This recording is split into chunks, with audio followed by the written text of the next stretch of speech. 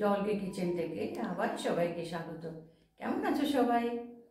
আজকে আমি সকালবেলা আমাদের জন্য তোমার অরেঞ্জ টি বানাচ্ছি। তো এখন তো শীতকালটা, অরেঞ্জ তো বাজারে প্রচুর আছে, নানান রকম খাই আমরা। তো আজকে আমি অরেঞ্জ টি বানাচ্ছি। তো তার জন্য দেখো এই লেবুর আমি জুস বের করে নিয়েছি আর জেস্ট বের করে নিয়েছি। তো চলো এবার আমি শুরু করি। এখানে জল বসিয়ে দিয়েছি, 2 কাপের মতো জল বসিয়ে দিয়েছি। কেমন? আচ্ছা, এখানে জলটাকে আগে ফুটিয়ে নেব। জলটাকে আগে ফুটিয়ে নেব। জলটা ফুটে উঠলে পরে তখন তোমার এখানে আমি চা পাতাটা দেব। জলটা ফুটে যাক।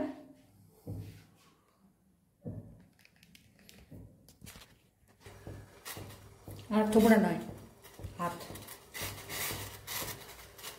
এবার জলটা ভালো ফুটে গেছে। কেমন? এর মধ্যে আমি এবার চা পাতা দেব, একটু কমিয়ে দিই। এর মধ্যে আমি চা পাতা দেব।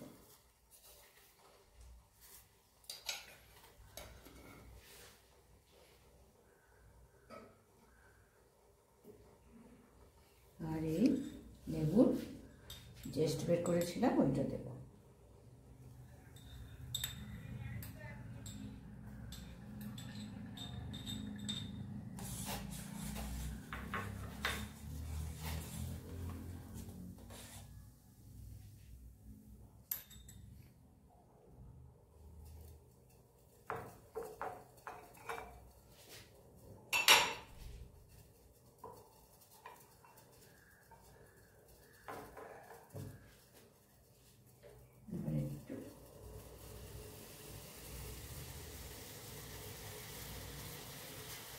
এবার আমি লেবুর জুসটা দেব।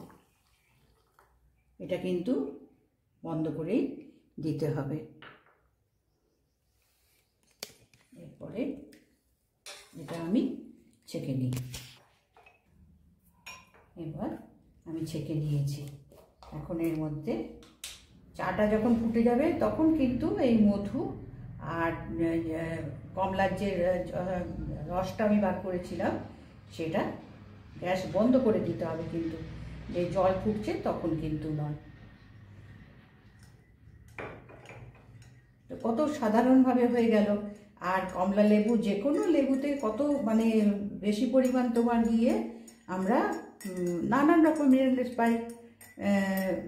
শীতকালে তো কমলা লেবু আসেই, আমরা কমলা লেবুর জুস খাই নানান রকমভাবে। আমরা কমলা লেবুর এমনিও খাই। কেমন? তো এটা আমি বানালাম, দেখো খুবই উপাদেয়। এতে সাইট্রিক অ্যাসিড আছে, তারপরে আরও কত কী গুণ আছে সে তো আমাদের বলার দরকারই নেই। তো এটা আমি বানালাম সকালবেলা।